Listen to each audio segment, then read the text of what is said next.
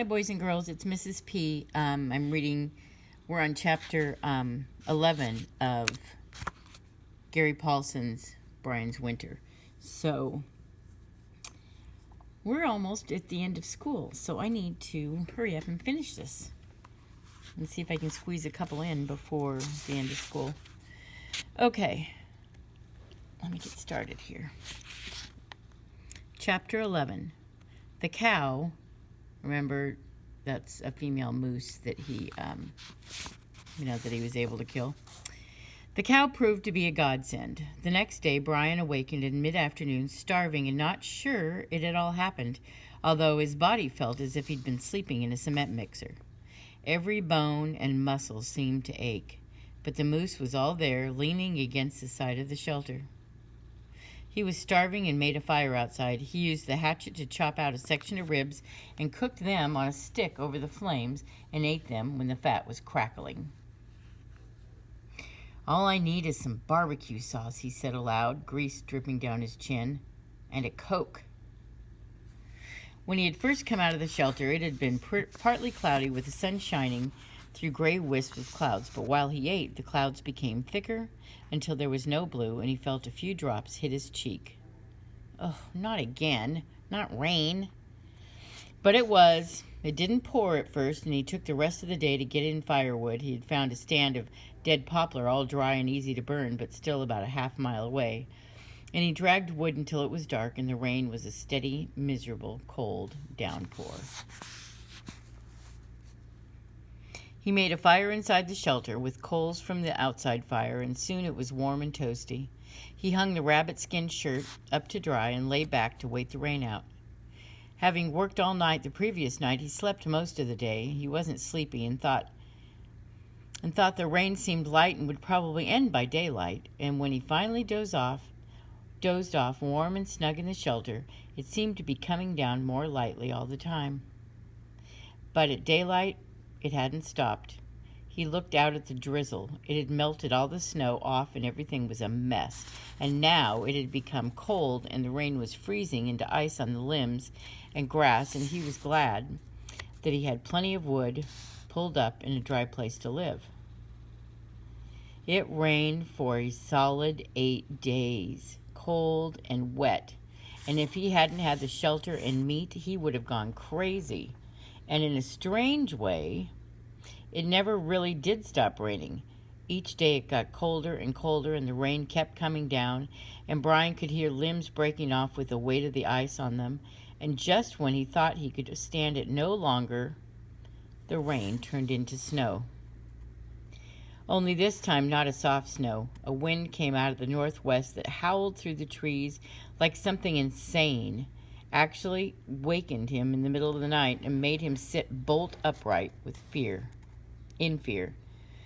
The snow was small and hard at first, driven needles that seemed to cut his cheek when he looked outside, and then changing to blown, finer snow that found ways to seep in the shelter and melt, hissing on the fire.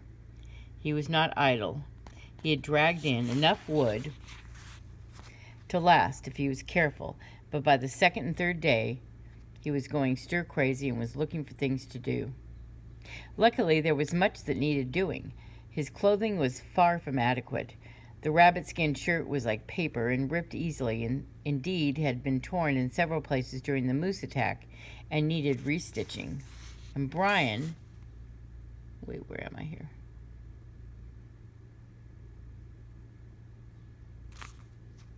Okay, and Brian, with great effort, stretched the moose hide out in the rain and cut it in half and brought the rear half into the shelter. The hide was still wet from being on the moose, hadn't had time to dry, but the fire and the heat in the shelter worked fast, and within a few days it had dried sufficiently to work. It was stiff and thick, and while it was still damp, he cut a rectangle for a moose shirt, stitching it down the sides with moose hide laces, making it larger than the rabbit-skin shirt. He did the same kind of sleeves and then made a crude hood which he stitched around the head opening. He did all this with the hair side in, and when he put the rabbit-skin shirt on underneath and then the moose hide parka on the outside, even with the moose hide still uncured, he could feel his body warming up instantly. He also nearly went down with the weight. He figured the coat weighed at least 30 pounds, maybe more, and decided he couldn't do much running in it. The snowstorm lasted 3 days on top of the rain, and Brian worked on his weak spot, his hands.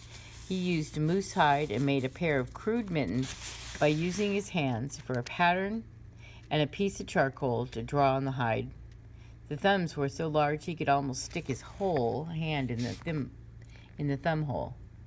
There he made the hair side and fashioned them large enough to allow a second set of rabbit skin mitts to be worn inside. The mittens were so big they kept falling off his hands, and he used moose hide to make a cord that went over his shoulders and held the mittens up if he relaxed his hands. This was all hard work and kept him busy for days, but worse work was the hide. As it dried, it started to harden, and it turned into something very close to a board.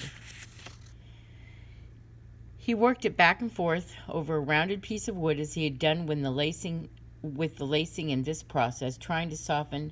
He dyed moose hide, took longer than sewing up the cloth, and in the end he had to settle for less than he wanted. He had the hide loose where it counted, in the armpits and the elbows on the hood, but most of the rest of it was only a half supple, stiff enough so that he felt as if he were wearing a coat of armor, and still stiff, though he worked on it for hours, and when at last the storm ended. Brian expected to be snowed in, but in fact, it was only 8 or 9 inches deep. It had been fine, driven snow and hadn't accumulated to any depth, but it was blasted into everything. Many of the trees had a full 6 inches sticking out to the side of the tree where she knew had been driven by the wind. It was still beautiful in the sunlight. It had a different look on the last fluffy snow as it was cold, a deeper cold than before.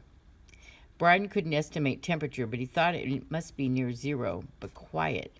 The wind had stopped completely, and his clothes kept him as warm as if he'd been in the shelter. He started to brush the snow off the stacked moose meat, and then thought better of it. The meat was frozen and protected under the snow and ice from the rain, and safer there than in the open. He didn't think what is wrong with me? He didn't think the bear would come. It must be hibernating by now, and the same for Betty, whom he hadn't seen since just after the bear attack. So the meat should be all right just under the snow. He needed wood, and he spent most of that day dragging in dead poplar, finally taking the parka off because it was so heavy, and working in the rabbit skin shirt. Everything had ice frozen on it, but it clipped off easily with the hatchet. When he had a good stack, enough for another week, he was definitely gun-shy now about storms. He chopped some meat off of one of the back legs of the moose for stew and settled in for another night of rubbing the hide of his parka to soften it. And he wondered that night, the night of day 94, if this was it. This was all winter would be. Eating meat, rubbing hide, and waiting for the next rain to turn to snow. Okay, that brings us to chapter 12. We'll read